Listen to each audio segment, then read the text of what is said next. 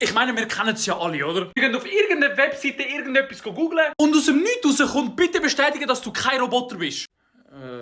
Okay. Entweder gibt es ja die Nummern, die unten angezeigt werden, oder es gibt die Bilder, wo du dann das musst anklicken musst, was ist. Es gibt die einfachen, wo dir so Bilder gezeigt werden, da steht TÜV und es gibt so 9 verschiedene Bilder und davon sind irgendwie 3 TÜV und dann klickst du 3 an und fertig, lustig. Jetzt wird es komplizierter. Jetzt kommt das, wo nur ein Bild drauf ist mit einem Bus. Und ich weiss nicht, ob ich das Kästchen, das die Ecke vom Bus auch dazu zählt oder nicht. Ich überlege mir wirklich jedes Mal, wenn ich jetzt das anklicke und das falsch ist, hat dann der PC wirklich das Gefühl, ich bin ein Bot? Meistens klicke ich dann drauf, weil das gehört ja auch zum Bus. Dann lässt mich die Seite nicht weitermachen.